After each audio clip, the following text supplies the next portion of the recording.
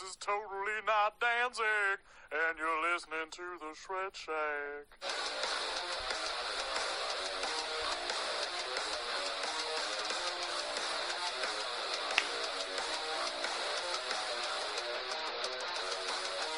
Greetings, folks. I'm Dan Mack. And this is Chris Mack. Welcoming you to episode 119 of the Shred Shack podcast, your premier source of news and uninformed yet heavily biased opinions pertaining to all things heavy metal.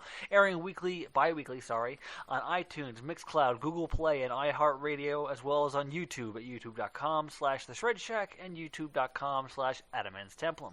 Let's get started with some old business. I didn't get the button ready, of course. Every time. Old business is old business, and new business is new business. That's the old business. I never have the button ready. We have no old business, so let's just go on to new business. And this is new business, and we do not discuss new business until next quarter. That 3% on my tablet served me well. And we are done with clips for the day. No, there's going to be at least one more clip. So, but with new business, we start off with talking about new album releases, and you double exclamation pointed at this one. Well, of course, I've been looking forward to this one since it was announced. It's the new Opeth record, and I've been jockeying Opeth for like a decade now, and it's their newest record is called In Cauda Venenum, I think. This one was very interesting only because, and we talked about this on the podcast, is that they recorded two versions of the album, same exact music and everything, but one version is in Swedish, their native language, and one version is in English. Mm-hmm.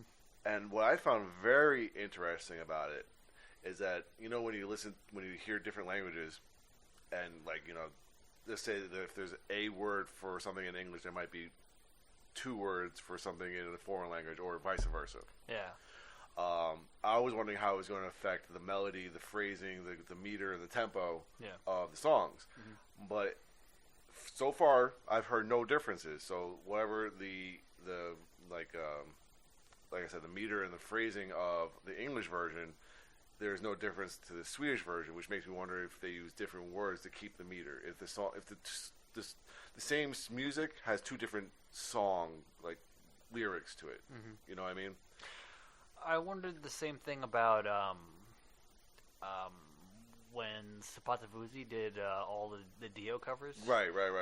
Like they kept to the meter, but I think Finnish has a lot more syllables to their words. Right. Yeah, that's another thing I was thinking about too. Syllables, consonants, how things are pronounced. Yeah. But if there's seemingly no difference, then. Yeah, I mean, I was just listening to the English version of one particular song, and while I was listening to the English words, I was hearing the Swedish words, but they were exactly in the same, like I said, tempo, meter, and this phrasing. Mm-hmm. So I really wonder if, again, if there's the same exact music, but with different meanings because they had to fit different words in Swedish to sound like the English version. I don't know. I know that when Rammstein, when they did the English versions of Engel and Du Hast, they changed the lyrics. I'm sure they had to, just to kind of keep this with the same. Yeah, because apparently Du Hast is the chorus is a play on marriage vows, and they change it up. It's not Du Hast doesn't mean you hate, which is what they put into the English version. Oh, no shit. Yeah, it's basically they're saying you have asked me to say. Oh. Yeah. Okay. It's basically what it translates to. Well, because the way I'm thinking about it is I'm learning Spanish, and their verbs tend to be one word, but their conjugation changes it to add the noun. So say tener is to take. When you do the conjugating tango, tenas, and tiene or whatever. Or actually, I'm sorry, tener is to have. When you change the conjugation, is I have, you have, so on and so forth. Mm. That's 2 English words for 1 Spanish word. Yeah. You know, and it sounds completely different. Yeah. You know, so that makes me think, like you said, you hate Du Hast. They used words that sound like they would be, but just to keep the same tempo of the song, I guess. Yeah. So I wonder if Opeth did something similar to that. So, but all in all, though, it's a Opeth record. It's fantastic. It's as proggy as ever, and honestly, if you're this far into the Opeth catalog and you're expecting growls to come back, you're really just kidding yourself. It's just not going to fucking happen. So get over it or stop listening. Yeah. In all honesty. I think they sound better than ever. You know, they're not a metal band anymore. Well, you know, by traditional definition, they're not a death metal band anymore. Yeah. They are full on a heavy prog rock band, and I think it's fantastic. You know, they're just great. Okay. I have to catch up on it. So they had it on the Nuclear Blast page that we have access through for our radio show. Oh, cool. So,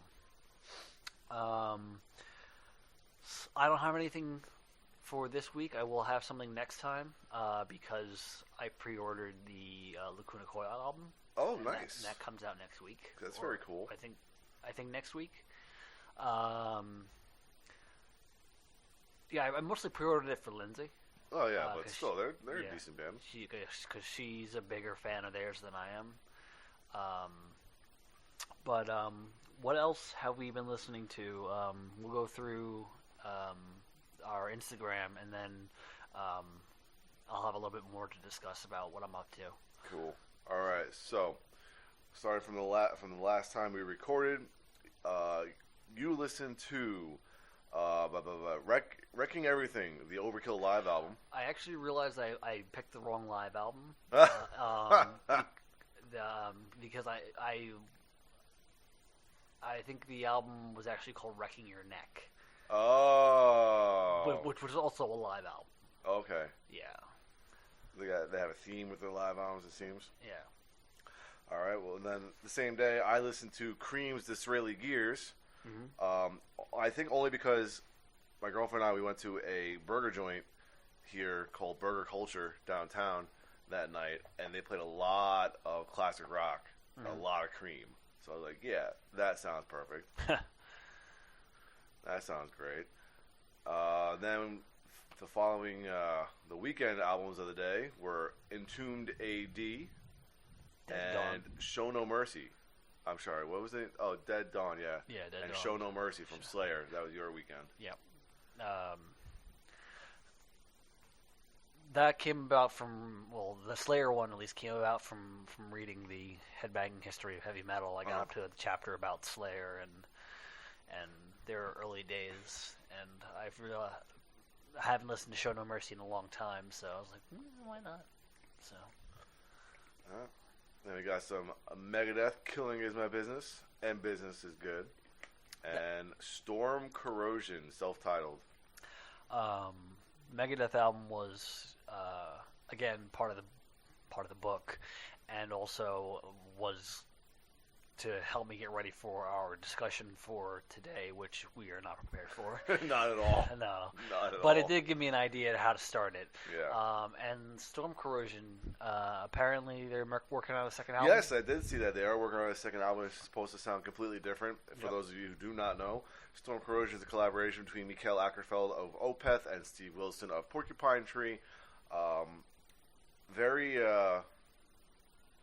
moody, I guess would be the way to say it. It's a very mellow record, not what you expect from either one of them, really. Actually, no. At least at this point, this is exactly what you would expect from these people. Yeah. And they, at least Mikael Åkerfeldt said that the next album is going to be completely different, which would be fine, which would be great. It's going to be awesome. You know, those two working together, they've been working together for a while. I know Steve Wilson produced Damnation and Deliverance when they recorded it together. So this is probably been a long time coming.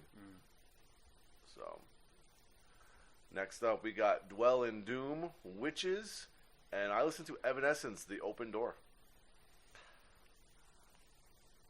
I'm sorry. What was mine? Dwell in Doom. Oh yeah. I believe that's Obsidian Realm Records. That was a really good record. Yeah. Like I went through their stuff to, you know, I talked about Willow Ash previously, and then I went through some of their other stuff, and I found that album, and like from track 1, I was like, okay, this is. What is it? What kind of? It's like, it's kind of gothic. Cool. Yeah, it's like gothic doom in a way. Nice. Yeah, so it was really fucking good.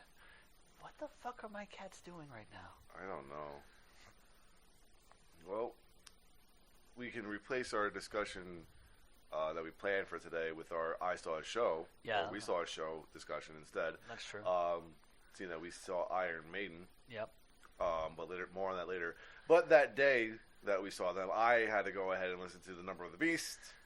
And you listened to Celtic Frost, to Megatherion. Yes. Again, another thing inspired by reading the headbanging history of heavy metal. So it was inspiring a lot of listens for a couple days. Yeah, sounds like it. Yeah. So next up, we got Alice Cooper Trash and Lacrimas Profundere, Filthy Notes for Frozen Hearts. Yeah. Fucking love that record. It's super good. I don't know. It's a because you like Sentenced, you really like this band. The front man sounds a lot like the guy from Sentenced. Okay. All right. Next up, Houses of the Holy for this guy, which subsequently got banned. Yeah, you got censored, and then it was not banned. Because I put it up for review. Yeah. And they allowed me to post it. Okay. Second time around. I was gonna say because they didn't ban the they didn't censor the Shred Shack post. They censored your personal post. Yeah. Yeah. Not only that, but the thing is, I posted a screenshot of the notice I got, the notification I got. Yeah. That had a picture of the album cover. Yeah, it had like half the album cover on it. Yeah, and they didn't censor that part. Yeah. It's like y'all are stupid. I mean, at least it's not the Blind Faith cover or the Virgin Killer cover. Or like you know, what's that one with the? Oh my God, is it Cradle of Filth? The nun with the crucifix. I was gonna say any Cannibal Corpse cover. Yeah, pretty much. Yeah, definitely. All right, that same day you listen to some. This is I think you're getting started. AC/DC. Dirty Deeds Done Dirt Cheap. All right, next up. Getting through our weekend and our memes here. Of course, followed it up with Opeth, the newest record from Opeth I just spoke of, and AC/DC, Flick of the Switch. Yep. Continuing on, AC/DC, The Razor's Edge, and Battlecross, War of Will. I went CD shopping the other day. I picked up the Red album from Baroness. Listen to that. And you listen to Metallica Load. I love that album. I do too. So anybody out there, fight me, okay? Unpopular opinion. Unpopular opinion.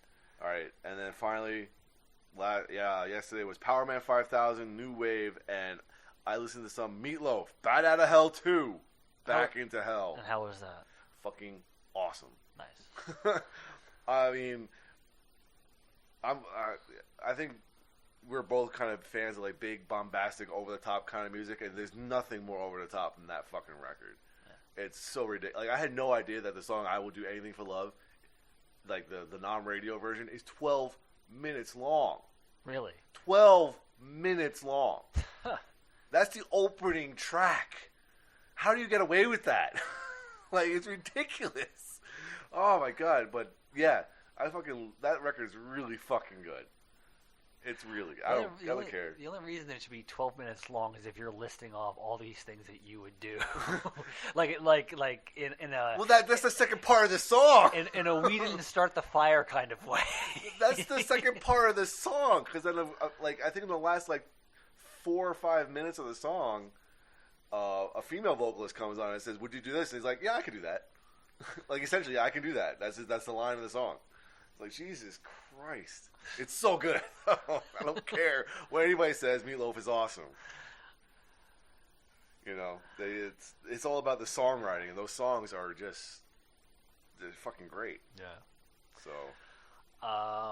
so what I wanted to get into was the reason that AC/DC appeared 3 times and probably going to appear today, because I listened to it on the way to work and the way home from work, is because I've been going through my music collection A to Z, which starts off with AC/DC. Yeah.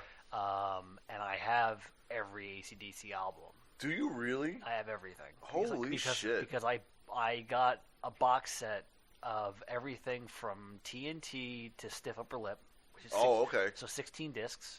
Wow. Plus Black Ice and Rock or Bust. Right. And I have a 2-disc live. The version that came in the box set was the 1-disc version. I own the 2-disc version as well. So there's that. And considering... You have the Bonfire box set too? No, I don't. No, okay. That's what I got. No, I don't have that. Okay. But I'm going through like everything in the music collection because I have a spreadsheet of everything. Like everything mixed together. Then I have just CDs, just cassettes, just the vinyl, just the DVDs. So I'm going through everything. Holy shit! Like bit by bit. And I also decided to start reading my biographies as I'm doing this. So I took the reason that I had Metallica and Power Man 5000 for those 2 days was because I started reading a biography on Bon Scott. So I'm like 60 pages in out of like 300 or so. So like I'm gonna take the last few albums a little slowly while I read this book, and then carry on into the next thing, which is Accept. I almost bought Balls to the Wall. You should have. Well, it's $7.99. Oh well, no. I strongly considered, but then I found like Meatloaf was like $3.99. Okay. And then the only thing that makes me pissed about it is that I ended up buying like Hemispheres and The Last Temptation by Alice Cooper, and I already owned them, and you can't return used CDs. Yeah. So, fucker. Like I said, put doubles in your car. No, I gave the doubles to my girlfriend. Okay. I was like, do you like Rush? No? Here. Yeah. Try them out. But the pause in the marathon came at the right time because like AC/DC, it literally is the same fucking song over and over and over and over. It's But it's not a bad song. self-theft quite often. There are some parts where I was like, I've heard this riff before, so it's a tough listen. I mean, all in one shot, yes. I think any band that doesn't really change much, all in one shot is going to be like that. Yeah. You know, like I think, especially when we were doing the 10-word reviews on Pantera, I listened to the first 4, like in a row, and that was a mistake. That was a mistake. Yeah. When I get up to Aerosmith, that's going to take a little while because actually I have 2 biographies.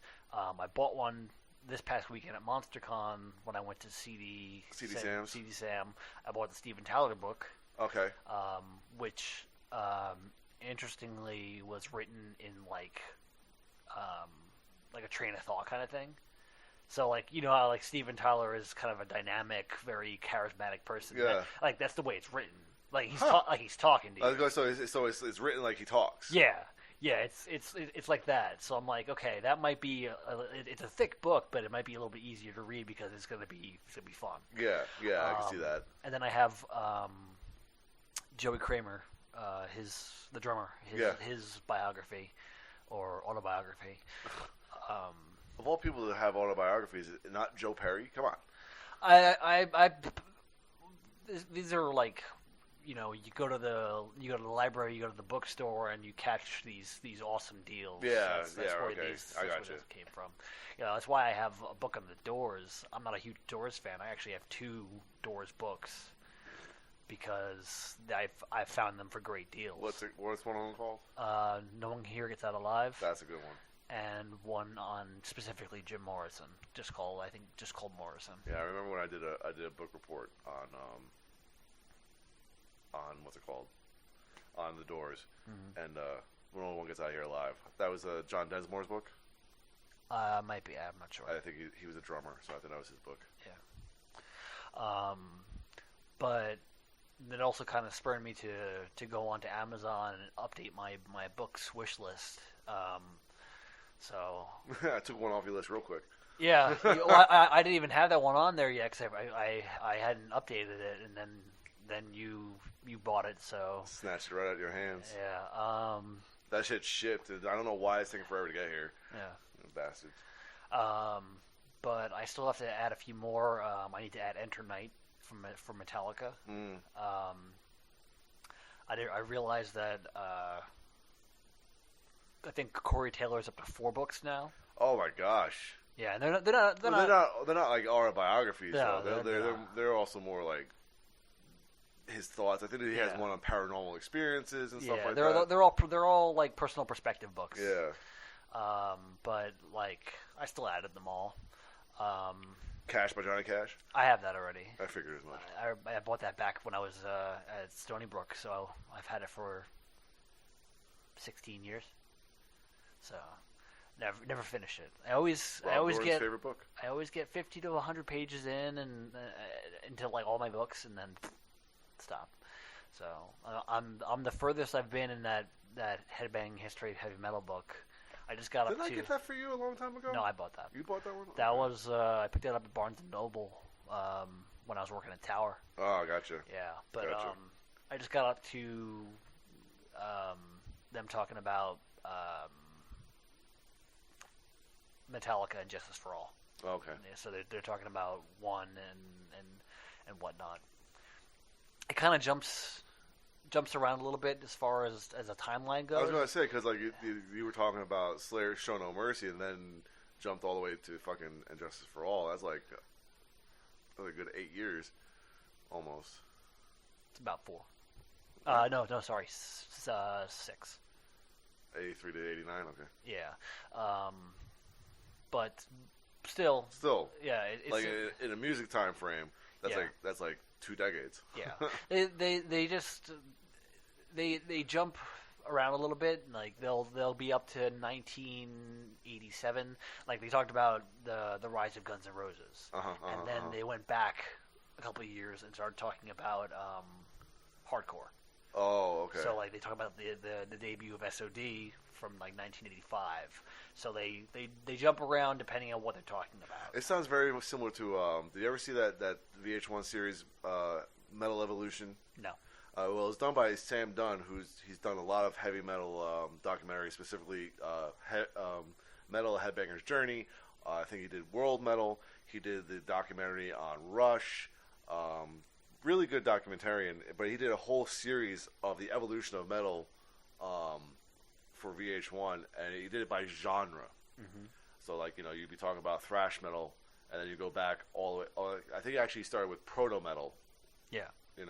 And then fast forward to like thrash metal, then go back to like the British wave of heavy metal kind of thing. So he did a lot of jumping around just like that per genre. Yeah. It sounds like they're doing it like kind of similar to that. Yeah, because it's you can't sit there and mishmash as far as like the beginnings of things. So you gotta separate them out, which means that you're going to not have a streamlined timeline. So but like I said, right now I'm up to Metallica, hitting MTV and stuff like that. Right. But I paused it to read the book on Bon Scott, which, like I said, I'm slowly getting to the part where he actually joins AC/DC. I'm right now in his earlier bands and those stories. So,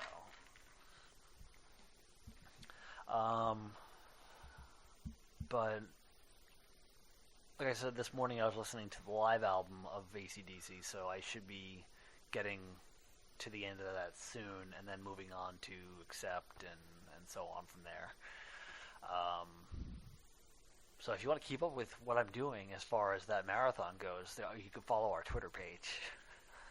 That's right. Yep. All right, so let's go on to the actual show. We can call it there if you want. Yeah. Like, no. So we start off, unfortunately, with an obituary. Yes. Former Morbid Angel guitarist Richard Brunel has passed away. His family confirmed. He passed away Monday, September 23rd at the age of 55. He was in Morbid Angel from 1985 until 1992, and he appeared on the band's first two albums, 1989's Altars of Madness and 1991's Blessed Are the Sick. He returned to the group a couple times, most notably in 1994 and 1998, to help out with live work, but he never took part in any additional recording sessions with the band.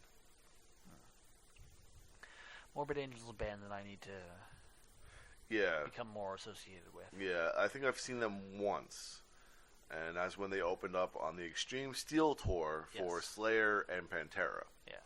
Great fucking show, by the way. Which is the one that you went to the wrong state for? There was Pantera. Yeah. We were supposed to go to fucking Philadelphia. We ended up in fucking Maryland. My buddy had no idea where the fuck he was going. I thought he did. I trusted this man, and I will never do that again. And Philadelphia is like 2 hours away from where we lived. Yeah, it was. It wasn't. It should not have been that difficult of a trip. As a matter of fact, we should have just taken a fucking train. Like, fuck it. Like, man, you suck. That's ridiculous. Yeah, it was so silly. I'm like, dude, how did you fuck this up so bad? Just end up in Mexico. Like, daylight's coming out, man. Go back to Perth Amboy. Fucking Perth Amboy. All right, so I had to add a section because there's so much of this kind of news this week. This section is called "He's the One They Call Dr. Feel Not So Good." I hate you in these stupid names. So bad. But I make no apologies whatsoever. You might as well add me to this part because I'm not feeling so good right now. This is fucking atrocious. What kind of show do we have here? I'm fucking puntastic. Punch you. Oh, are you ready though? Yeah, I'm ready. All right, Jason Becker, the guitarist and composer, who has amyotrophic lateral sclerosis, or ALS, Lou Gehrig's disease.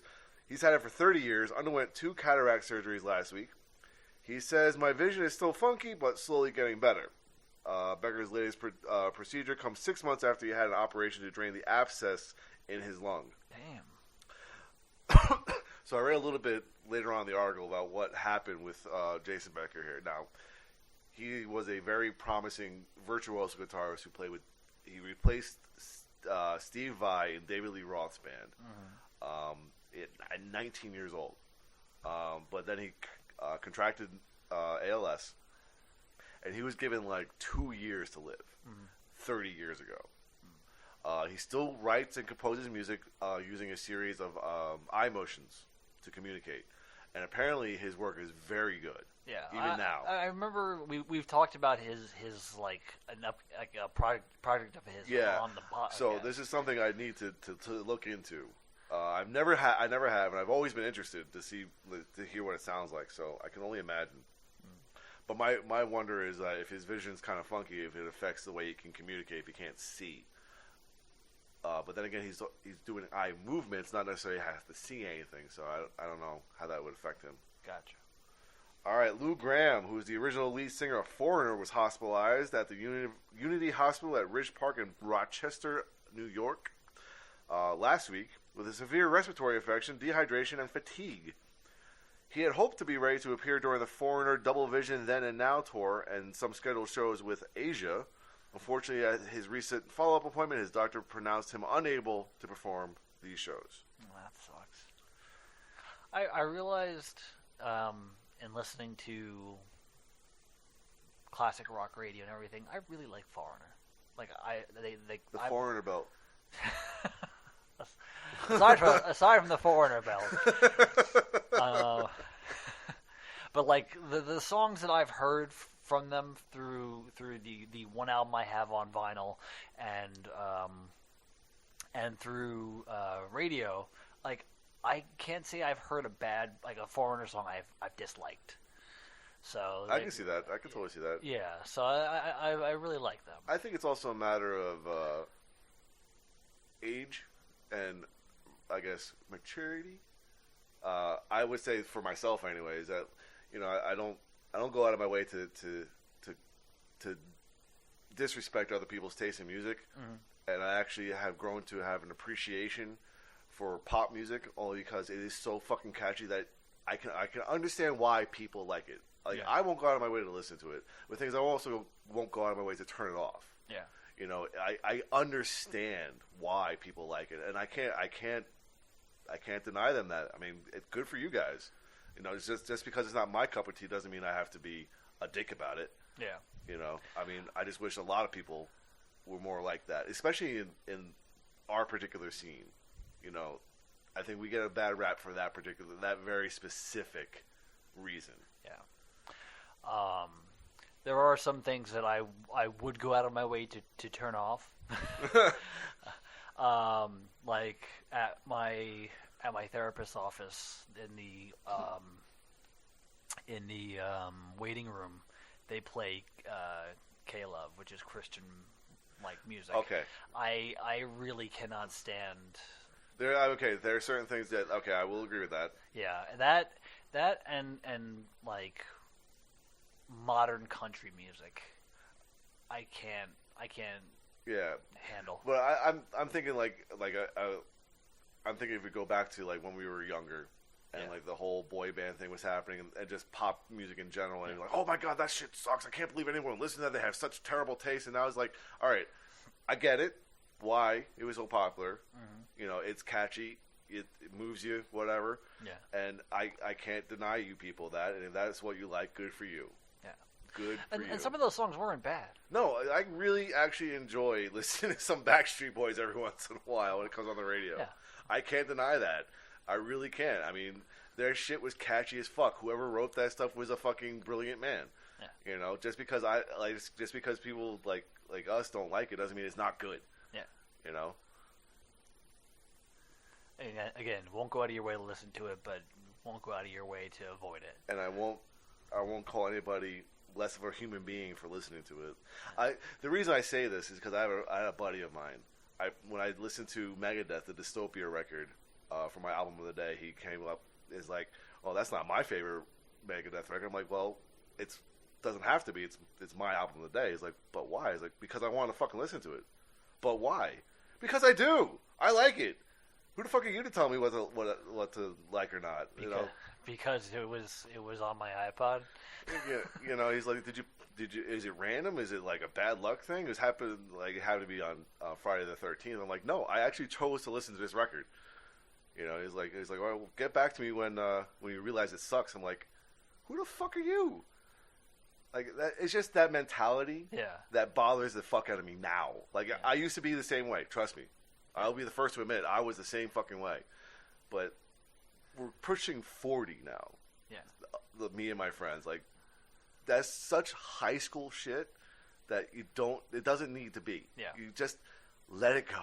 You don't need to be a punk ass. It doesn't fucking matter. This is all the same guy that like when Tool became the #1 record, he's like, woo, we beat Taylor Swift. Oh my god. It's like, dude, it doesn't fucking matter. Yeah. It doesn't. It really doesn't. And he's posted, like, the band doesn't fucking care if they have a #1 record. Like, why do you care so much? I don't get it. The band's probably happy that they just finally got to release another record. Yeah. It's in his lifetime. And then again, it's like, all right, they made #1 this week, but what happened the week after? Oh, number 30, and Taylor Swift's like, number 3. Yeah, sorry. Like, does it really fucking matter? Yeah. Jesus.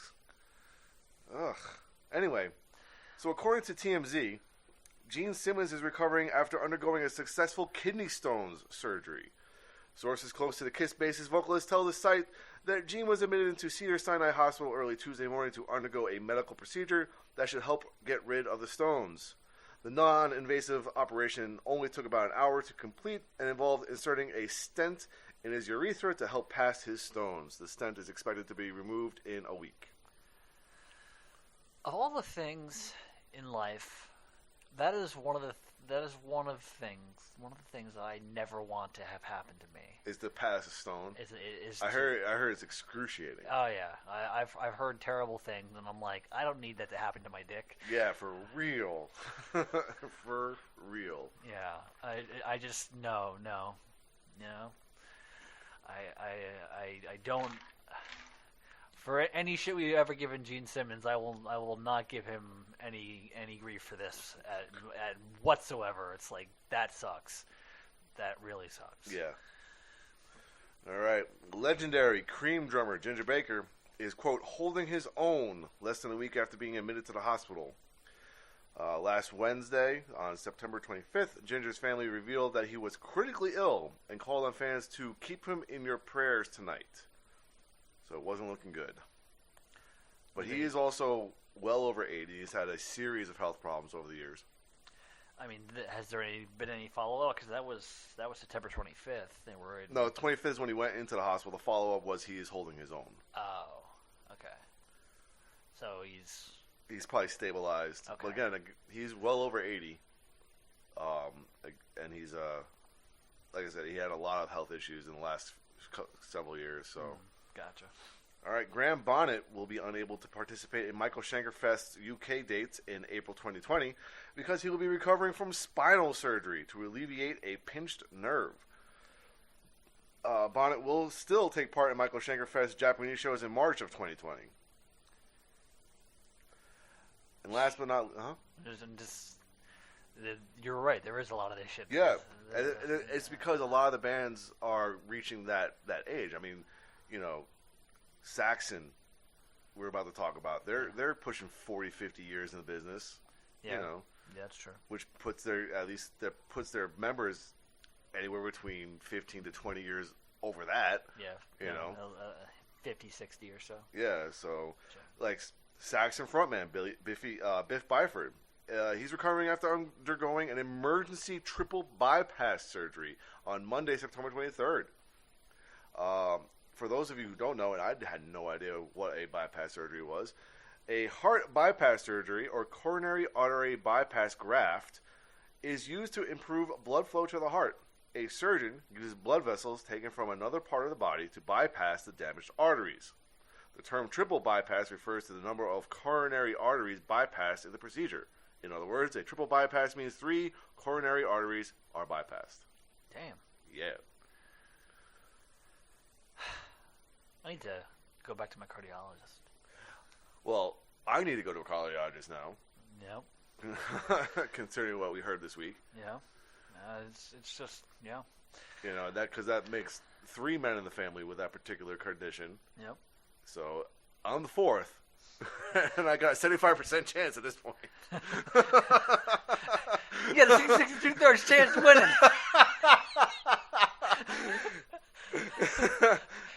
Kurt Angle knows he can't beat me.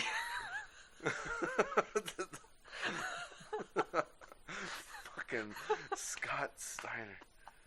Oh, I love it. I was just telling my girlfriend about that time you made the video about your mustache and the Steiner stash. Yeah. That shit was hilarious.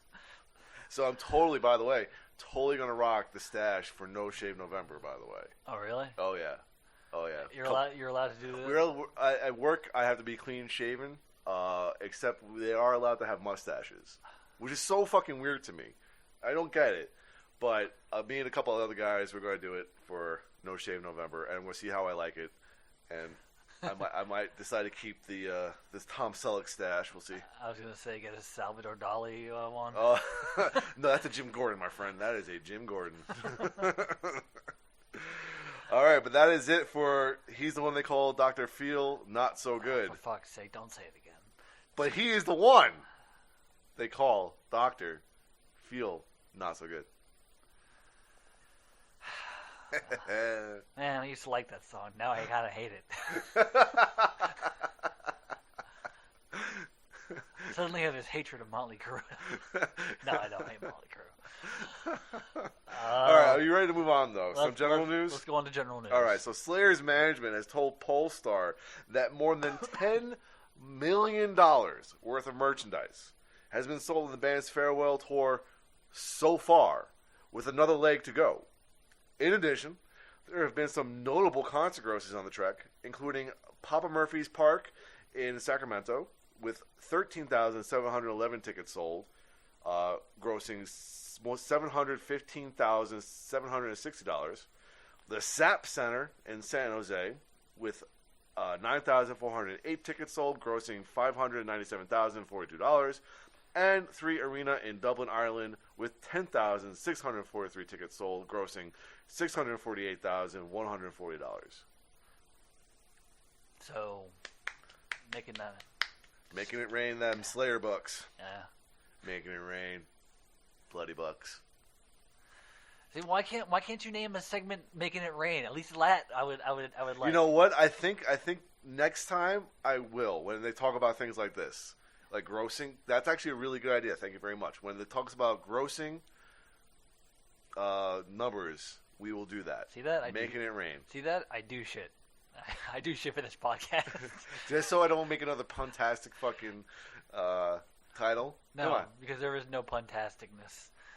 There is just only awfulness. Why do you hate them so much? Because they're verging on dad jokes. They are nothing but dad jokes. That is what puns are. We mean a generalized dad joke, considering the fact that you in fact are a father. Whereas yes. I am simply a bitter and angry human being who does not like puns.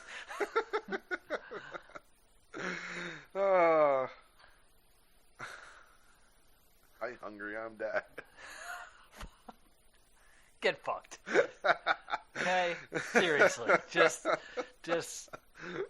no. I'm tired. I'm dead.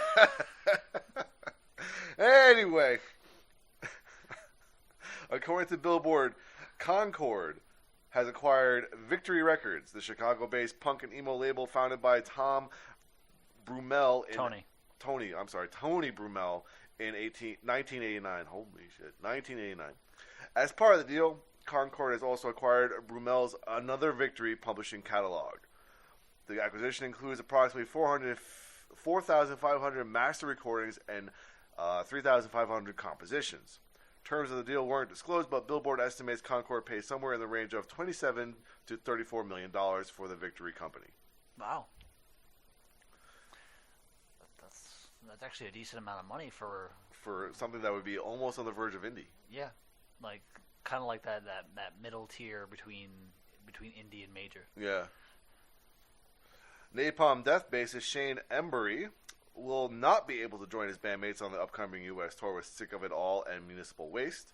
Filling in for him will be Vernon Blake, a longtime friend and Napalm Death roadie who has previously played guitar in the band Anarchus. There was no real details about why he was missing the shows. I don't think they had to do with illness or anything like that. So, have they announced tour dates for that yet? I am not sure. Okay, so I was going to say I'd go see that. I am not particularly sure. So. I mean, I would assume they have, only because it says it's upcoming. Mm-hmm. So they probably have. Okay.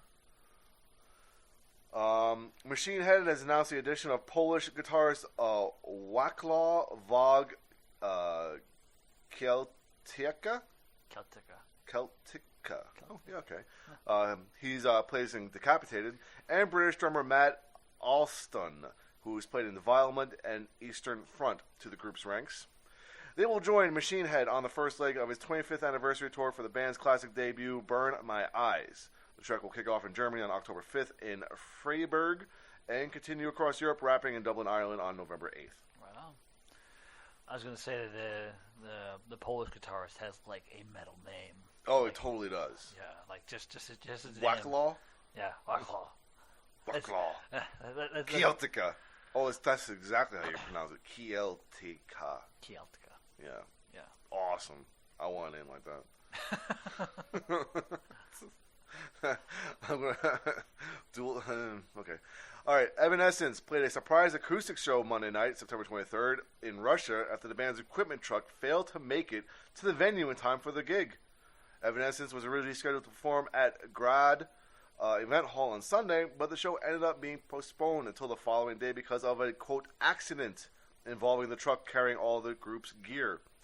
When it became clear several hours before scheduled showtime that the truck would still not make it to the concert hall, Evanescence made the decision to push through and played a stripped-down set using rented local instruments. Now that's cool. I think that's awesome. Yeah, like they didn't cancel the show or anything. They just made it acoustic, which for them probably works. Yeah, I'm sure it did. It sure does. I wish more bands, if in that kind of peril, would do that. I think a lot of bands probably cannot, because I mean, Evanescence has more of a melodic sound to it that stripping it down and going acoustic would work. Yeah. But like, you know, if Lamb of God's fucking equipment truck didn't make it, I don't think Lamb of God can go acoustic.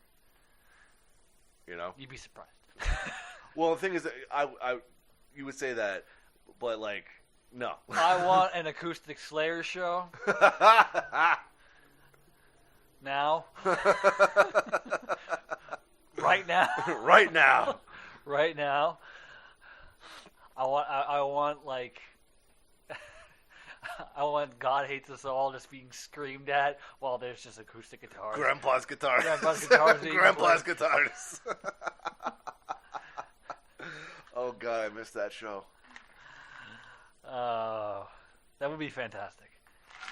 Actually, any thrash band like on acoustic guitar. Yeah. Overkill on acoustic guitar. Testament on acoustic guitar. Yeah. Let's rock that shit. All right. So the Women's International Music Network proudly announces a stellar array of honorees for the 2020 She Rocks Awards. Paying tribute to women in the music industry, the 8th annual She Rocks Awards will take place at 7:30 p.m. on Friday, January 17th, 2020, at the House of Blues, Anaheim, during the NAMM show. The high-energy event includes live music, awards, and speeches, celebrity appearances, a fabulous silent auction, amazing gift bags, and much more. The list of She Rocks Awards recipients include Gloria Gaynor, who is the Grammy Award-winning artist, Grammy Hall of Fame inductee, and the legendary voice behind the iconic hit I Will Survive. Linda Perry, who is the Grammy, Golden Globe, and Critics' Choice Award-nominated artist, songwriter Hall of Fame inductee, multi-platinum producer, and former frontwoman of Four Non-Blondes. Lizzie Hale, Grammy Award-winning singer and songwriter of Hailstorm. Susie Quattro, pioneering bass player, singer, musician, and actress who played the role of Leather Tuscadero on Happy Days. Beattie Wolf, singer-songwriter, pioneer of immersive music formats, UN Women Role Model. Suzanne Diodario Broder, who is the executive director of the Diodario Foundation. Tara Lowe, music-based entrepreneur and editor and founder of Guitar Girl magazine. Myrna Sislin, owner of Middle C Music in D.C., classical guitarist, philanthropist, former music professor. Judy Schaefer, marketing director at PRS Guitars, and Ebony Smith, founder and president of Gender Amplified Incorporated and Atlantic Records, audio engineer and producer. Right on. That's a stellar list of names. Yeah. So. All right. Crime Blotter. Yep. Crime Blotter. According to CTV News Edmonton, a man was stabbed Monday night after Amon Amarth's concert in Edmonton, Alberta, Canada. The man, who was in his mid-30s, had just left the Edmonton Convention Center venue around 10:30 p.m. when he was involved in a, quote, altercation and stabbed. A subject described as a man in his mid-30s was arrested by bystanders and held until police arrived. It is not presently clear if the victim survived the stabbing, with Edmonton Police Service Staff Sergeant Lance Parker telling CTV News Edmonton on scene that it wasn't looking good. No one else was injured in the incident. And shortly after that, I think this was yesterday, there was an update. According to CBC, a man has been charged with manslaughter following a fatal stabbing Monday night after the Amon Amarth concert. The 36-year-old is accused of killing 34-year-old David Cox. That's some bullshit. For real. Way to make us look bad. Mm-hmm. Way to be a dick. Way to be a dick. Probably drunk. Very. Very. Probably a dick. More than likely. Alright. Metallica's breaking shit again. Not necessarily records, but man, they just are selling fucking tickets here. Alright, Metallica has topped Polestar's Live 75 chart for a 6th time this year, based on a sold ticket average of 47,342 from shows at 3 stadiums and 2 outdoor concert sites in Europe. That's an average of 47,000 tickets a show. The band's 2 September shows at San Francisco's Chase Center also contribute to the average. That was the S&M shows. Yep. Metallica's Vienna's Ernst Happel Stadion was the lowest attended European show of the 5, with 48,755 fans. The best attended show was at Prague's Letní Airport with 68,474,000 in attendance for the open air event. It's funny that they worded it in that way. The lowest attended event with 48,000 people. Right? Like, oh man. That sucks. Man, only 48,000 people showed up for my concert, but thank each and every one of you for showing up. Thank you.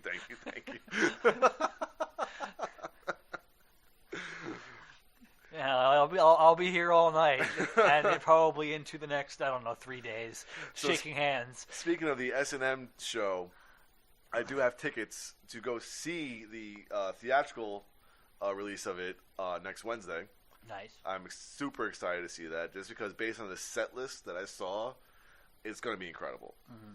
And I always love when they do when they record their live stuff, because they get a lot of really good camera angles and the sound is always incredible. So it should be a fucking cool thing. Yeah. I really super hope that this is their next live release, DVD CD combo kind of thing. I would love it. But fingers crossed. Well, when I get up to Metallica in the marathon, I'm probably gonna spend more time watching stuff than I am, because I have Cunning Stunts. Oh, that's so good. I actually have a Japanese version of Cunning Stunts as well. Yeah, I got that as a gift. Okay. I have S&M. Mm-hmm. I have the Saint Anger DVD that came with the album. The album, and I have a VHS tape of In the Life of Part 1 and 2. You had Part 2? I think I have Part 2.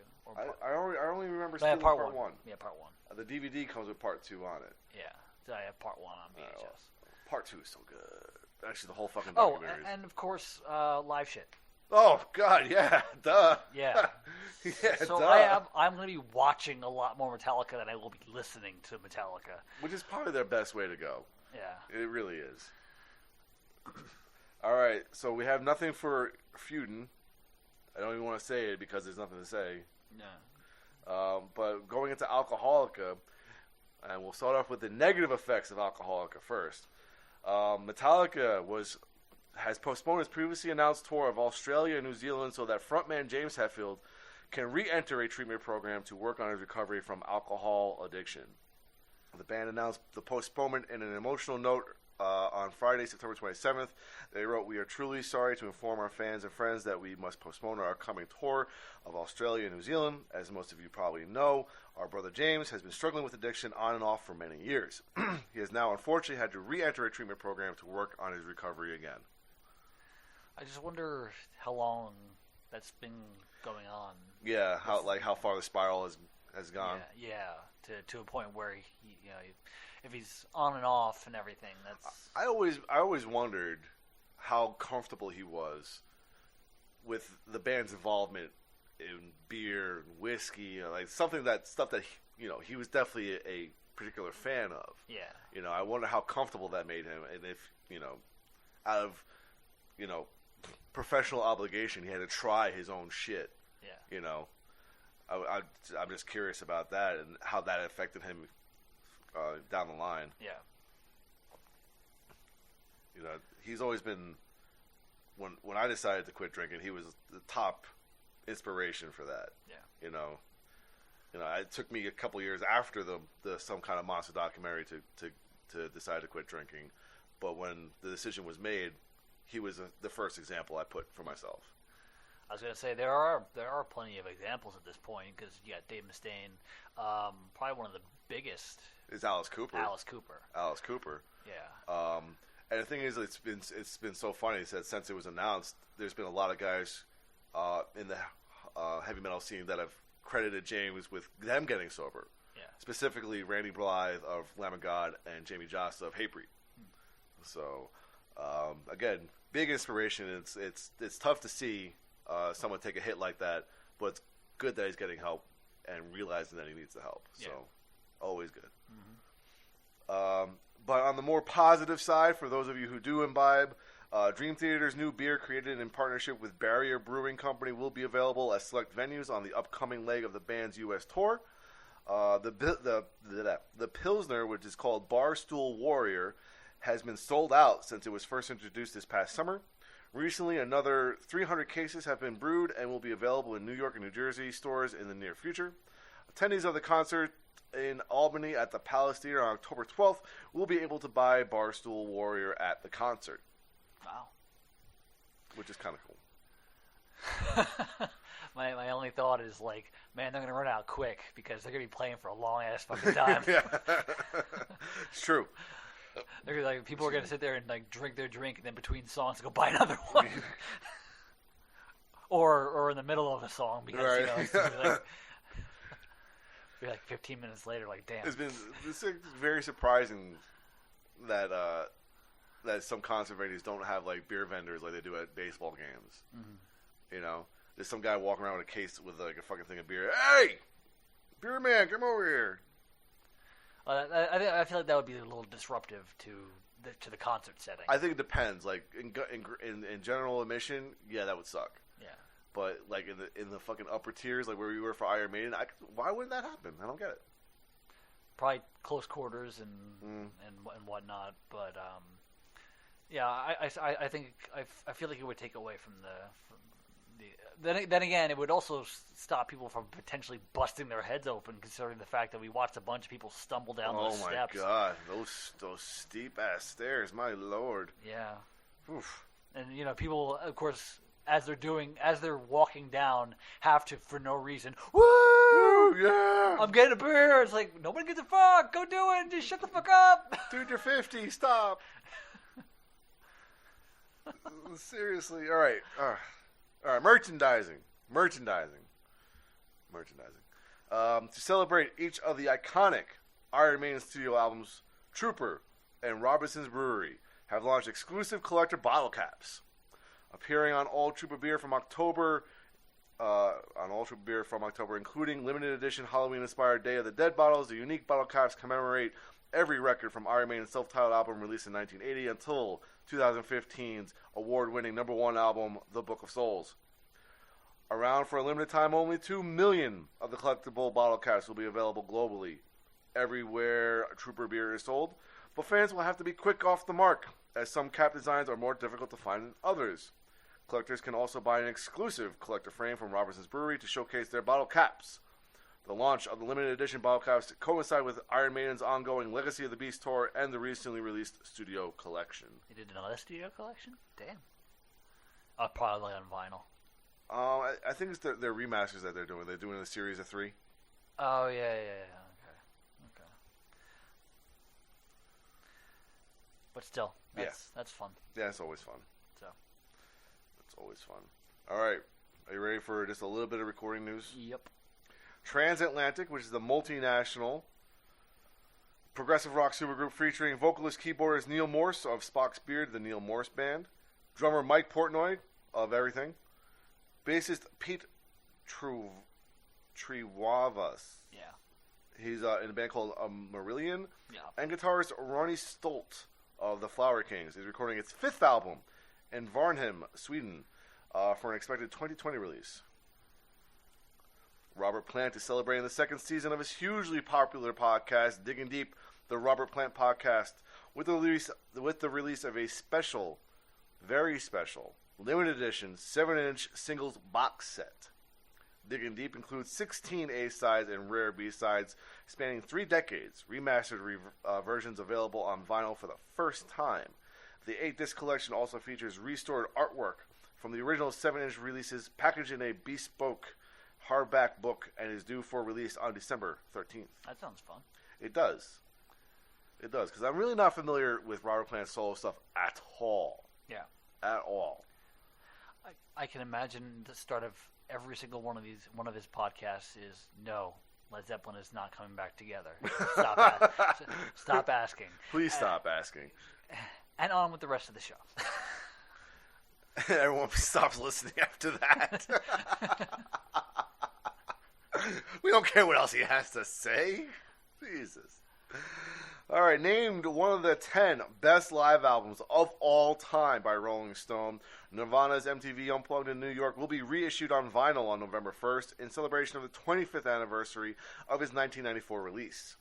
Expanded to include 5 rehearsal performances previously only available on DVD, the anniversary release also features an exclusive gatefold jacket including anniversary silver foil detail on the front and back cover.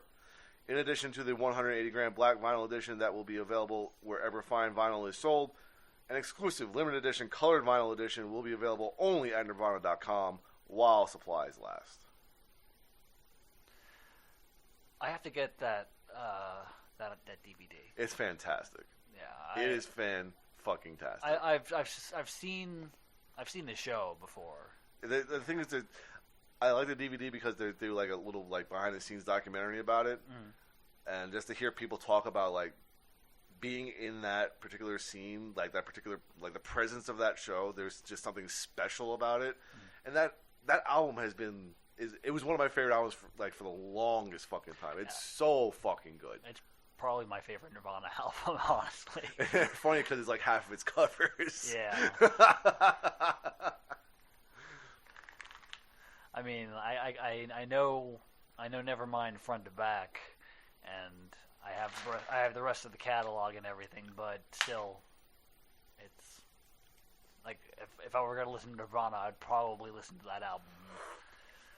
Yeah, I remember getting that album. I don't know for what holiday it was, but I burned a hole through that CD. Yeah, that was on a constant rotation for a while.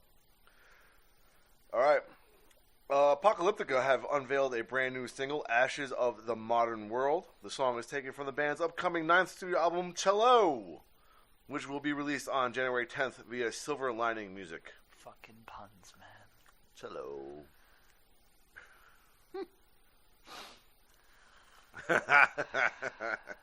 Hey, come on. Marilyn Manson was this close to releasing an album set called Say 10. All of my hate. All of my hate. Say 10. Yeah, I'm glad he didn't do that. Instead, he did, what was it, Heaven Upside Down or something like that? It was the most recent record, I think. Yeah, I think it was Heaven Upside Down. It's funny because I think a lot of his latter-day stuff that I have not listened to is getting a lot of not just like commercial praise, but critical praise. Like people actually really like his shit, like a lot more than they used to, which is really weird to me.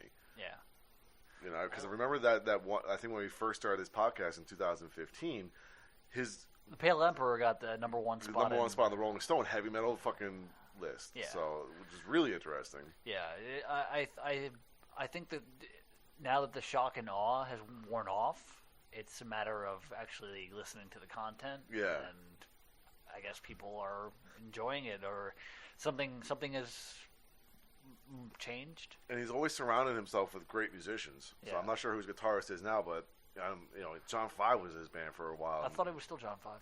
No, John Five's with Rob Zombie, and has been for a long time. Well, whatever. All right. The Good That Men Do. The Good That Men Do. Swedish heavy metal heroes, Sabaton. Copy and paste. You better believe it. Have partnered with Veteran Tickets Foundation, also known as Vet Tix, for select 2019 U.S. dates of the Great Tour. Excuse me. Vet Tix is the #1 nonprofit number one nonprofit working to provide free tickets to currently serving military and veterans of all eras, including immediate family of troops killed in action. Sabaton are honored to support U.S. service members and vets by providing them with an avenue to create long-lasting memories through the live concert experience. A limited number of will call tickets are available at vettix.org for select U.S. dates in October and November. To receive tickets, military personnel and veterans apply at vettix.org and are verified by a third party. Members can then set their event interests and are notified when tickets to an event meeting their criteria are available. Members then request tickets, and VetTix distributes tickets at times using a lottery. I think Sabaton doing something for veterans is like a no-brainer because at this point, yeah, considering that all their stuff is about war and whatnot. Yeah. So that doesn't surprise me at all, and hell yeah, good for them and good for the vets. Yep. So let's go on to crowdfunding tracker. Yes, sir. And we are going to update what I was discussing last time. I was going to say last week, but it wasn't last week. It was 2 weeks ago, sir. It was 2 weeks ago. So we're talking about No Speed Limit, the Quebec Metal scene book, currently written, I believe, in French. They're working on an English translation. Yep, I remember. Yep. They are currently at 26% funded. They have 1,332 American dollars of 4,999.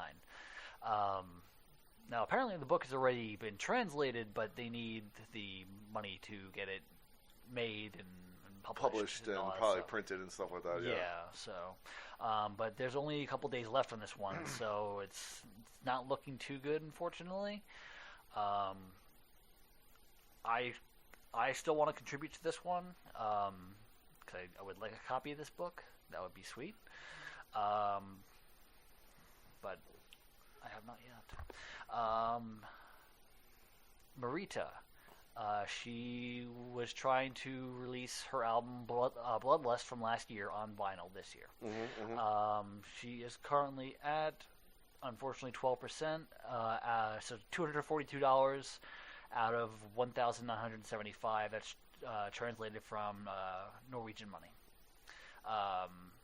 13 days left to go, so if you want to go on to Kickstarter and check out the video that she has, it's very 80s styled. Again, it's a lot like Alice Cooper that he did during the mid to late 80s and into the 90s. But I actually contributed to this one to get the like pretty much her entire discography. Nice. Yeah. So, Fire from Heaven, The Crusades Against Hell. This is technical death metal, and it's basically he's trying to release the music. It's all, I think, mostly digital, except for like one of the reward tiers is for an actual physical CD of an earlier album.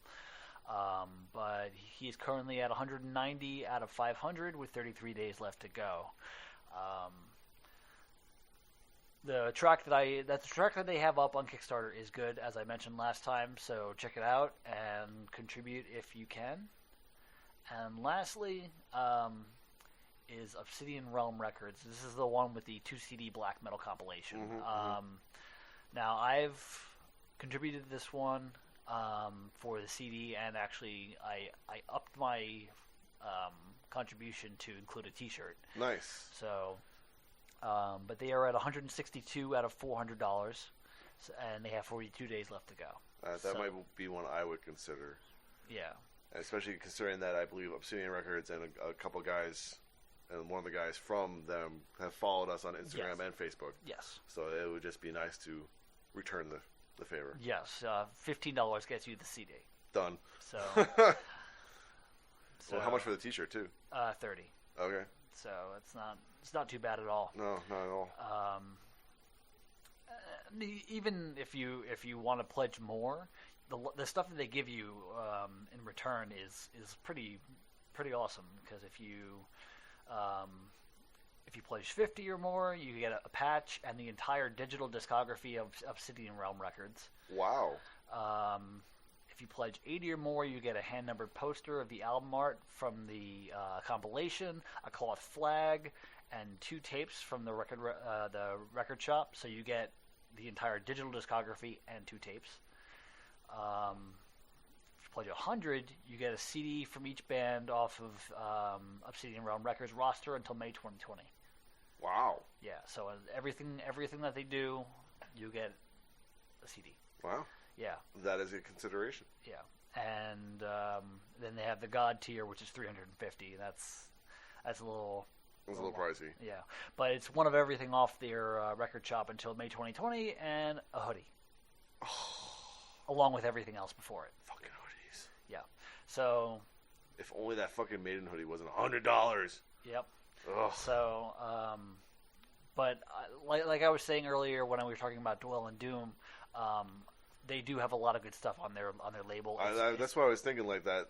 It'd be worth it to do the $100 one just to be able to get their future releases up to halfway through next year. Yeah, and since we started following them, because I put a follow in on their Bandcamp page, they've put up a lot of random stuff. Good. So they're active. I'm not sure what's going to be on this. It's just going to be a black metal compilation. So we'll see what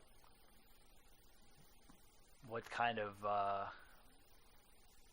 bands, and it says all types of black metal genres and bands worldwide. Cool. So I'm interested. So it could be the lo-fi kind of stuff. It could be the symphonic kind of stuff. It could be, whatever. But I'm looking forward to this one. So, they're about halfway there. So I would say they're not asking for much. So, but that is it for the crowdfunding tracker. I have a things I want, or should I want? All right. I think we already discussed what I want. That's for the metal community to grow the fuck up. Yeah. Sorry. You heard it from the old man, folks. I know. I sound like such a curmudgeon, but I don't give a fuck. We like. There's no reason to be as fucking bitter and fucking petty as some of us can be. He's tired during the day. That's because I work nights, motherfucker. So should I want this one's implausible because of the fact that it comes from being born in a different time. I've been reading the book, The Headbanging History of Heavy Metal, which talks a lot about the tape trading network. Oh God, yes. I would love to have been alive and of age during that time. We kind of were. CD mixtapes were like CD mixes were like There's our still... generation version of that. Yeah. But the thing is, I think what was missing from that was the discovery part. Yeah. And like just like the community itself, like I think because not just where you're trading tapes, but you're actually communicating via like letters and stuff like that with other people. Mm-hmm. I think that's just something completely different. Yeah. I mean, obviously, I can greatly appreciate the ease with which you can get whatever you want nowadays. You just if you go searching for it. But I feel like as things have gotten easier, people have kind of laxed on their searches. They've kind of just settled in their niche, their niche, and they're not searching for original material. We've talked about like our local scene here in San Antonio and anywhere else technically, and tribute bands are always more sought after than original bands. And there's a lot of really good original bands here. Yeah. Like you said, like back in the day, I think San Antonio, like the scene that we have now, if you were to take this scene now and put it back in the 1980s, it'd be incredible for the tape trading scene. Yeah. Just in our circle here, it would be fucking crazy. Yeah, and some of them were around at that time. True. So for sure, but like they're talking about shipping like internationally. And posting stuff in the backs of like of magazines and whatnot. Just like people trying to trade tapes and whatnot. Like that kind of hunger for new material, I feel has kind of waned in recent times. Not recent times, but just general modern times. Because of ease of access. Ease of access and supersaturation of the scene. Also true. There's so much out there that it's hard to keep up with everything. Like, we get plenty of emails. I know, and it's so hard to keep up with. Yeah, we get plenty of emails from like 4 or 5 different sources with all sorts of random new material of various genres, and it's hard to keep up with it. And the worst part about it is that when you go back like a few months later and you listen to it, like when you actually get a chance to kind of catch up, and like you feel like you're like, damn, I missed it. Like, fuck, I already missed it, and I'm already too late, kind of thing. And that sucks. Yeah. It again, you can appreciate the ease of access nowadays, but there was something that sounds exhilarating about that time. I totally get what you're saying, and I 100% agree. Yeah, 100%. I mean, it just it's. Yeah, I don't know what more to say here. Really, it just sounded like a really exciting time for metal and for making connections and people actually going out of their way to find new stuff. Whereas I don't feel like it happens enough nowadays. Agreed. So agreed. Speaking of sounding like an old man. Yeah. Hey, it was my birthday a few days ago. So it was. I am an older man now. You are a year older. I am 34. Yeah. I remember I told somebody at work that, and they're like, I thought you were 18. I was like, what? Bitch, please. With this receding hairline? No. I started getting this when I was 20. Yeah. So I started growing gray at the same time. So, and it's funny when I when I had the full beard, it wasn't as noticeable. But now, I've been clean shaven. Every time I get a chance to grow my beard out just a little bit, like on vacation, like, holy fuck, there's a lot of white in there, dude. Lord, wow. Wait a minute. But I totally like it. I think it looks cool. So people pay for the gray highlights that I have naturally. It's the salt and pepper look. You better believe it. All right, so that's my shit I want. Again, implausible because it's about being born in a different time, but that sense of discovery I wish was still around. Yeah, I had a quick bout of that kind of sense of discovery when Pandora was first introduced, before it was a pay site, and they had a lot more variety on it. Yeah. Now, if you just use the free site, it's kind of like if you put in a one band, you get maybe 5 or 6 bands similar to it. Where when it was first started out, you would get 100. It was very varied. Again, I don't know how the pay site works, if it's any better, but that's how I felt about Pandora when it first started out. I learned about a lot of new bands, or a lot of different bands because of that alone. So. So let's go on to concert news. All right, start off with some festivals here. Slipknot has announced the initial details for next year's installment of the Japanese edition of the band's traveling festival, Knotfest Japan.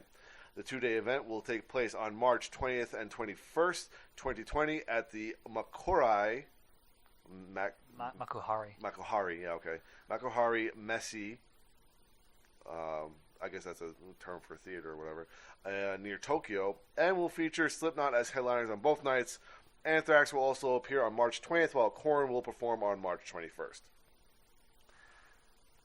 Anything else with the shows? No, those, like I said, these are initial details. Oh, okay. Initial details. I was going to say, I was like, is that all that's playing? No, these are initial details. But UK's Download Festival has announced Iron Maiden, Kiss, and System of a Down as its 2020 headliners, plus Deftones, Korn, The Offspring, Disturbed, and more of the world's most exciting bands in rock, pop punk, hardcore, and metal yet to be announced. The 3-day festival takes place June 12th through the 14th of 2020 at the spiritual home of rock in Donington Park, Leicestershire. That sounds pretty cool. Yes.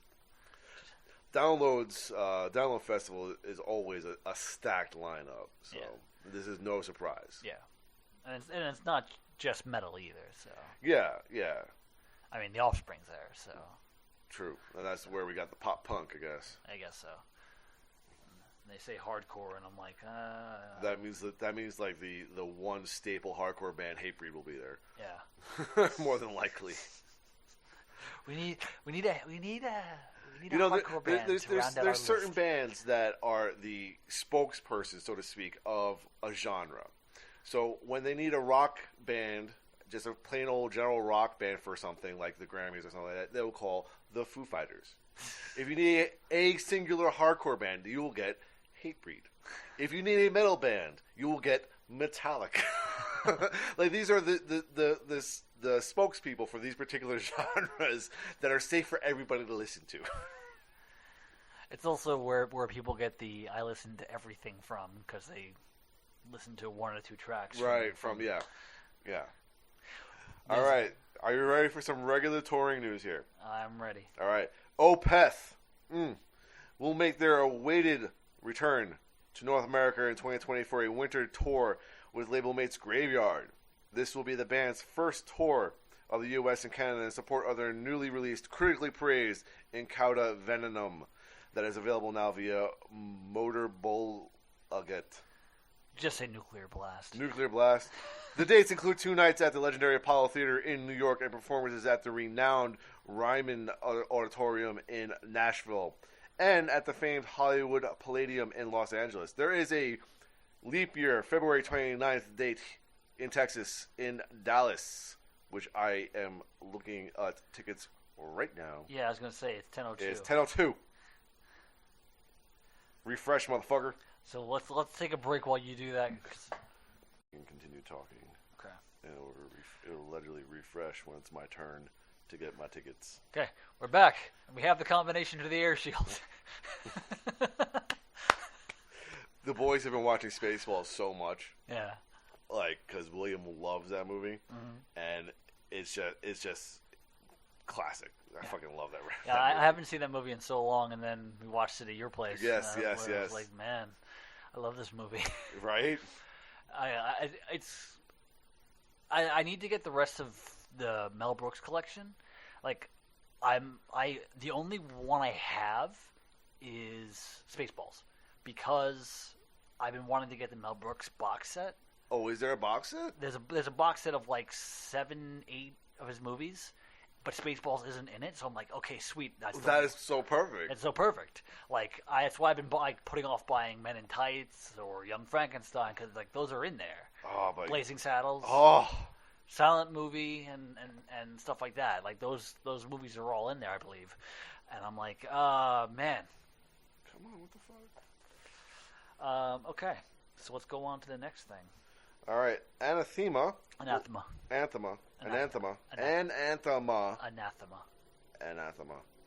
Nicolaj. Don't fight me. Nicolaj. They will celebrate the 10th anniversary of its iconic release, We're Here Because We're Here, by taking the album on the road for a series of exclusive shows throughout Europe in March of 2020. Come to the U.S., you bastards. Please. Nicolaj. Gwar is set to bring its very special brand of holiday cheer this winter, starting December 27th in Washington, D.C., and running through New Year's Eve in Cincinnati, Ohio. The band will return to the road on the Use Your Collusion holiday tour. Support on these days will come from Unearth and Savage Master. Right on. System of a Down will play a number of European shows in 2020. That's it. The end. It doesn't matter for dates or anything like that, because what the fuck? I'm not going to go to Europe anytime soon. Yeah. Fuckers. All right. Clutch have announced the details of their December 2019 annual U.S. tour. The trek kicks off December 27th at Bogarts in Cincinnati, Ohio, and ends with a special New Year's Eve show at Union Transfer in Philadelphia, Pennsylvania. Main support on all dates will be the Steel Woods from Nashville, Tennessee. Guitarist, singer, and songwriter Damon Johnson will open all shows except for Asheville, North Carolina.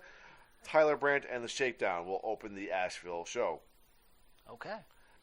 As the Cult celebrates the 30th anniversary of its seminal Sonic Temple album, the British group led by vocalist Ian Astbury and guitarist Billy Duffy has announced additional dates through the end of 2019. The new U.S. shows in December follow the band's UK dates and support the September 13th release of The Cult, Sonic Temple 30 by Beggar's Archive. The band's spiritual animal will join the Cult for all the December shows. I hope they come around here. They're on my bucket list. I think they're listed to come here on the first part of the tour, maybe? You might want to check that out. I'll have to look into it. Queensryche has announced the Verdict 2020 headline tour. The band will be joined by special guests John Five and Eve to Adam starting on January 17th in Fort Lauderdale, Florida, and wrapping up on February 27th in Orlando, Florida. San Antonio date, January 24th at the Aztec. I mean, I want to see it, but I've seen them a handful of times, and getting to the Aztec is kind of a pain. Meh. I mean, it's the parking. It's the parking. Yeah. So, or if you make a wrong turn and end up in front of the place, then it's like just slow creeping across. Oh, because the construction that's right there too. Are they still doing construction? over there? Downtown is a fucking mess right now. Ugh. It's a fucking disaster. Ugh. So I will definitely be avoiding that at all costs. Except for Comic-Con. Well, considerations and exceptions can be made. Yep. But on a regular day, no. All right, so one-offs. One-offs. Slayer, along with Trafalgar, releasing Nuclear Blast Records and Prime Zero Productions, are pleased to announce the upcoming release of the new short narrative film and concert Slayer, The Repentless Trilogy, coming to theaters worldwide for a one-night event on November 6th. Due to be screened in over 1,500 theaters around the world. Tickets will be on sale starting October 9th at slayer.film. The more I think about it, the more ridiculous that title becomes. Killology? Killogy? The Repentless Trilogy. Like, let's just make up words and throw them against the wall. Right? Metallica is one of the artists who will perform during Global Citizen's 10-hour Live Aid-style concert event happening on September 26, 2020 on 5 continents: Central Park in New York, Lagos in Nigeria, and to-be-announced cities in Latin America, Europe, and Asia. The event will be the culmination of a year-long campaign dubbed Global Goal Live, The Possible Dream, that will benefit United Nations Sustainable Development Goals with aims at ending extreme poverty and tackling climate change. Metallica said in a statement, "We're excited to announce that we'll be appearing live at one of these shows along with Billie Eilish, Coldplay, Eddie Vedder, Muse, Ozzy Osbourne, Red Hot Chili Peppers, Pharrell Williams, and many, many more who will fan out around the globe." That's quite an array of artists. Yeah. I mean, like they said, it's a Live Aid style thing, so it doesn't surprise me at all. Yeah. But that's it for one-offs there. Yeah. Okay, so let's talk about heavy metal in the charts and talk about what we can talk about. Yeah, right. All right, so we got some noteworthy points here. Lamb of God's 2006 album Sacrament was certified gold by the RIAA on September 27th for sales in excess of 500,000 copies. Yeah. Woo! Woot! According to official charts, Opeth is on track to have its first ever top 10 album in the UK with its newest record. In the early stages of the UK chart week, the album looks like it could land at number 8. There has been no follow-up. In the US, it could land at nowhere. Yeah. We'll find out next week if it's even close to the top 200. According to Billboard, Korn's new album, The Nothing, debuted at number 8 on the Billboard Top 200 with 33,000 equivalent album units sold, of which 29,000 were in album sales in its first week of release. Korn ties Van Halen for the 5th most top 10s on the chart among rock bands. Ahead of them, the Rolling Stones with 37, the Beatles 32, Dave Matthews Band with 16, and Santana with 16. The Nothing Is Corn's 14th Billboard 200 Top 10 album. Not bad. Not bad at all. Yeah. Now, are you ready? Oh, one thing real quick. It's not metal related, but Weird Al's album Bad Hair Day went double platinum. I saw that, yes. It went double platinum yesterday. We're recording this on the 4th. Today's the 4th, right? Today is the 4th. Yeah, so it went double platinum on the 3rd. Nice. So good for Weird Al. There was so he was nominated for a Grammy sometime, I think it was this year, for a box set he put out, and he won it. And so you see a picture of him throwing his old ones in the trash. Oh, Weird Al! I love his sense of humor. It's always accepted and awesome. All right, so let's talk about the Billboard Top 200. Right, hold on a second. My tickets came up. Okay. Are they $199 like you said? No, they're not. Okay, well, buy those tickets. All right. GA standing room only. Standard adult tickets. That's what I want. I want 2. Next. Sit tight. We're securing your verified tickets. Thank you, Ticketmaster. Live Nation, whatever the fuck. We're deciding on how much to charge you in fees for your shit. Pretty much, yeah. Jesus Christ. Fuck you guys, man. How butt-fucked would you like to be right now? Well, I'm putting this on a credit card, so I won't have to pay this until fucking November. So let's just say that. How butt-fucked do you want to be at the And end I'm of totally November? going fucking mobile, so there's no additional charge. Good grief. Actually, no. This for standard mail, the tickets are only $5. 2-day business is $18.50, but I will go mobile. I don't collect tickets anymore. I As much as I would love to, I have all mine on the wall. So. I'm not spending another $5 on top of what I'm already spending for that. Yeah. All right, come on, refresh, buddy. Let's go. All right, so now back to the podcast. All right. We're back, and we have the tickets. You have the tickets. I ain't going to that show. I have scored tickets to fucking Opeth. I ain't driving 5 hours to Dallas. Whatever. It's gonna be a weekend, okay? Is it? Oh yeah, it is. Yes, right. It's a Saturday, so we're probably. I think my girlfriend and I talked about driving out like Saturday morning, spending the day there, and then spending the night in Dallas, and then coming home. Sounds like fun. Yeah, I'm super stoked. All right, are you ready for the top 5 on our 200 charts here? Yes. No, you're not. No, I'm not. All right, number 1 is Hollywood's Bleeding by Post Malone. That's his newest record. Mm-hmm. Still at number 1. It's been up there when it debuted. So, yeah. The Zac Brown Band released a new record, and it's called The Owl. That's at number 2. Blink 182 have a new album out called 9, and it is at number 3. Wish they'd go away. They will not. Taylor Swift's new album, Lover, is at number 4. Mm-hmm. You know, because Tool beat her so fucking hard. Anyway, Young Thug, his record, So Much Fun, is at number 5. And for some fucking reason... Chris Brown is still in the top 10.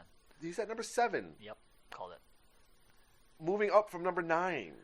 And I saw a fucking ad for his show at the fucking... Iron Maiden show. At the Iron Maiden show at the AT&T Center. Yep. The fact that he can play that size of a venue is just upsetting. Mm-hmm. Super upsetting. Okay, alright, now we are going to be scrolling. Yeah, scrolling. Queen's Greatest Hits is at number 24. Woot. Okay. Post Malone's got a lot in the top 3 and the top 30 here. Probably based on the success of his newest record. Elton John's Diamonds is at number 31. Still, that's pretty fucking high for him. That's because all of his stuff on streaming stuff is probably coming off of Diamonds now. Yeah. Instead of off the records. Or off the greatest hits from one previously. Yeah. Holy shit. Number 50. The new album from As I Lay Dying. Cool. I guess. Just above them, I almost scrolled right past them, is Fear Inoculum by Tool. Still in the top 50. But it took a pretty hard dive from number 25 last week. Yeah, not the biggest of surprises here. Okay, Creedence Clearwater Revival, Greatest Hits, number 60. They reformatted how they do it, so I'm just trying to get used to reading it this way. Rumors is at number 70. That's Fleetwood Mac. I just started showing the boys some Fleetwood Mac. They really like Go Your Own Way. Right on. Abbey Road by the Beatles is at 71. Both of these have made pretty significant jumps by 20 positions each. Thereabouts. Okay.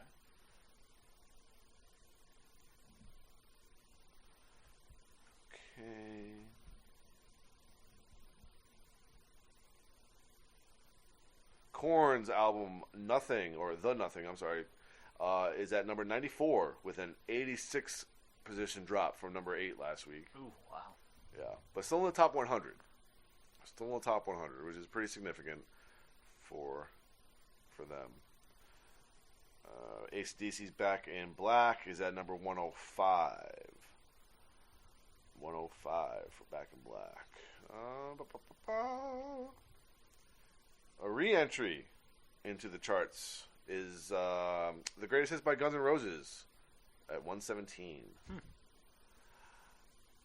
A new Grateful Dead box set entitled Giant Stadium 1987, 1989, and 1991 is at 118. That's the length of time that they played there.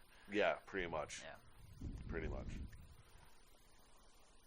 Brief rest in 1989, and then straight on to 1991. Yeah. Actually, that was just they played for 2 years, and they played again in 91. They got off stage and came right back on. Right? They had to take like a piss break after a year. Bob Seger and the Silver Bullet Band, Greatest Hits 125. A re-entry, randomly, the Notorious B.I.G. Okay. At number 124. Interesting. Earth, Wind & Fire Greatest Hits is a re-entry at 130. Wow. Out of nowhere. Seemingly.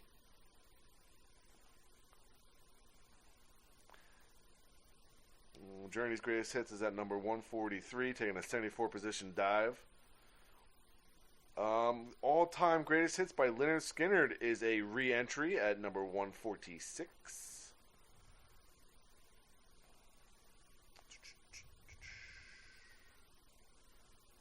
Eminem's getting a lot of love on the charts today. Metallica's Black Album is a re-entry at number 161. Bohemian Rhapsody, the soundtrack, took a 26 position dive into 162. The Sound of Summer, the very best of the Beach Boys at 168. Frank Sinatra, 175. A Decade of Destruction, Five Finger Death Punch at 177. Nirvana, Nevermind at 179. Mothership, Led Zeppelin, 180. Down 9. The Essential, Johnny Cash, is a re-entry at 186. Wow. We Are Not Your Kind, the newest record from Slipknot, is at 187, taking a 66 position dive. I finally bought the album. Cool. I have to listen to it. Look, another Chris Brown record. Exactly. Yeah, I have a clip for that. And I'd rather get kicked in the dick 1,000 more times. No truer statement could be said. And that really actually does round out our fucking top 200 here. Okay. Not horrible, not great, not terrible. Yeah, a lot of randoms just started popping up. Yeah. So. I really felt like the Notorious B.I.G. coming out of nowhere was a little surprise. That was interesting. But let's see what we can actually see on the top 25 on the rock charts, because I will not go pro for Billboard. They can go fuck themselves. Number 1 is the Greatest Hits by Queen, and number 2 is Fear Inoculum by Tool. Yeah. Queen, number 1. Yep. Again. There can be only one dramatic queen in this group. And that is us in the charts. Life is good. All right, so we will end our show on a discussion about a show we saw. We did see a show. We went to go see Iron Maiden at the AT&T Center on their last show of this leg of the tour, or the U.S. The Legacy of the Beast tour, yes. Legacy of the Beast tour. They hit San Antonio last, so everyone else got to see them before we could. But they don't change the set list, so it doesn't matter. Yeah, which is good for us because we were able to get out just enough time and make it out of the parking lot without any issue. Yes, but that's not an important part of this story. For an old man like me, it is, okay? Yeah. I needed to pee, and I wasn't about to get in line to go pee and then get in line to get in a fucking car. I took the following day off, so... Well, I have the kids. I had to get them to school. Yeah. All right. Across fucking town, nonetheless. Yep. So anyway, let's talk about the show. First things first, we missed the opening act. Yes, the opening act was Raven Age, which I believe is Steve Harris's son's band. Mm-hmm. So we came in. I think we sat down like 10 minutes before they were... I was going to say, we did not wait long. Yeah, they were due on in 10 minutes, and I think they came on after 15 or 20. Yeah. But the set list itself was fairly varied. A lot of peace of mind. Mm-hmm. Yeah. I did like... What I did like was the random latter day stuff. Mm-hmm. Like... For the Greater Good of God, which is my particular favorite off of that record, was a surprise for me. Klansman, bringing that back. We haven't seen that perform live since the Give Me Ed Till I'm Dead tour. Yeah. Well, what was that, 15 years ago? Something like that? It was 2003. 16 years ago. Holy shit. So. Yeah. Yeah, it was summer 2000. That was June 2003. They also played Sign of the Cross from X Factor. Yep. Now, I always can sit there and come up with something that I would rather hear at their shows, and like I like the album Peace of Mind, but like I wish they had played some other stuff because like Where Eagles Dare and Revelations I'm not the biggest fan of.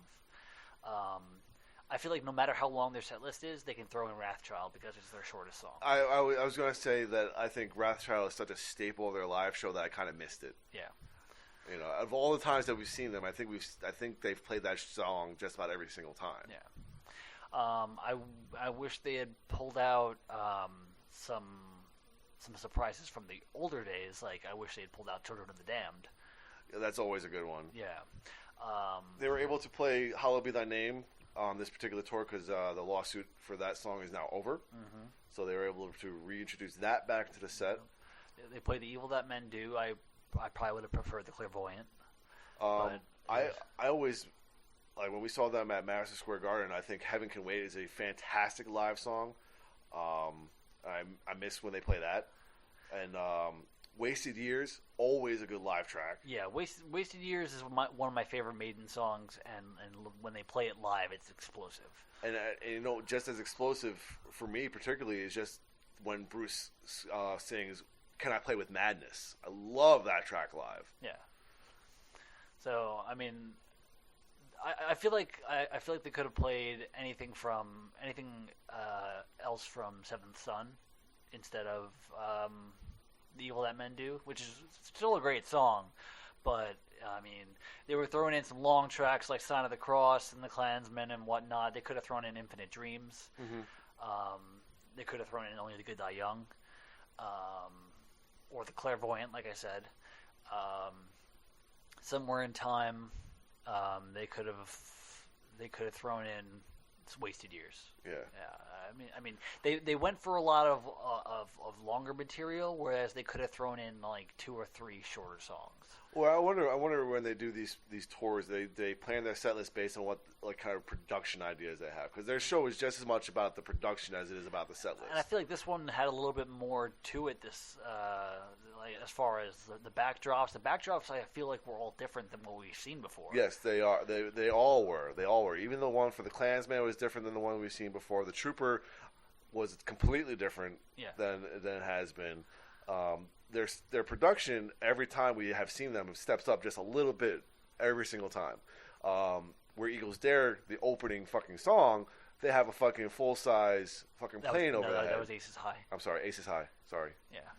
Either way, they still have a full-size fucking prop plane flying above them, doing fucking tricks and shit.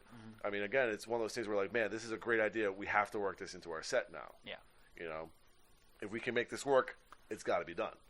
You know, and they changed some things around. Usually Eddie comes out during Iron Maiden. He came out during the Trooper this time, which was super cool because I like the way that Bruce played it off, you know, because usually Bruce is the one who wears the red coat. He's like, "You stole my fucking coat, you bastard!" And it was just cool to play that off. Yeah, I feel like there was a lot more quips from Bruce in this show. Well, it's probably the last show, so like I think even his like in between song banter is rehearsed, so he's able to probably add a little bit more because this is the last one. Yeah, you know, but They played the Flight of Icarus, which was a good one. Oh yeah, that prop was cool. I feel like we've never seen that. The prop was awesome, but I feel like we've not seen that song live. That is a possibility. Yeah, certainly a possibility. I even on the Gimme Ed Till I'm Dead tour, I don't think they played it. So it was awesome to see that one live.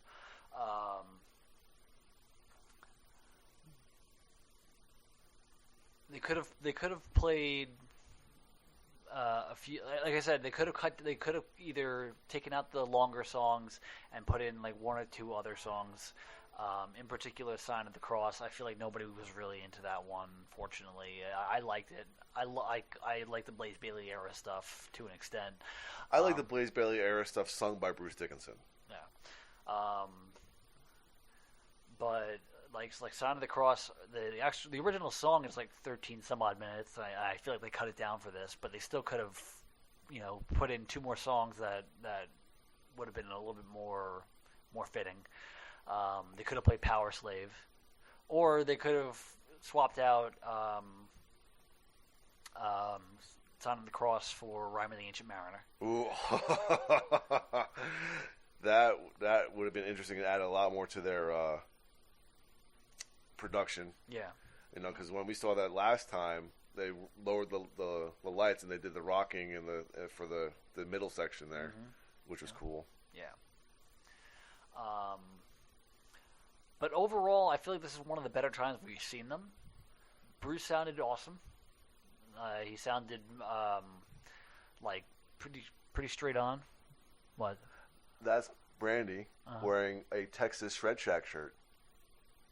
When did we get a Texas Shred Shack shirt? I don't know, but we got one. Wow. Yeah. I need one now. What the fuck? Yeah, Dan. Well, I didn't make that. Dan. That is super badass. The fuck? That is not a design that's available on our Zazzle page. So yeah, I guess I gotta start working on some more ideas for shirts.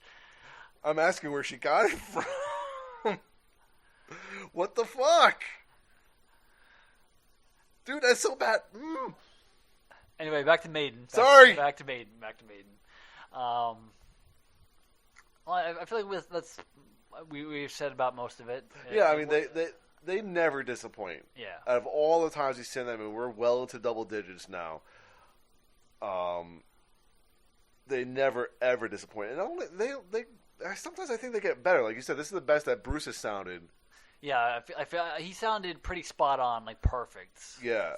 For a good portion of the show. And I was gonna say, like, for the last night of the tour, a pretty decently long tour, lots of shows, lots of singing. It doesn't sound like it took its toll on him. Yeah.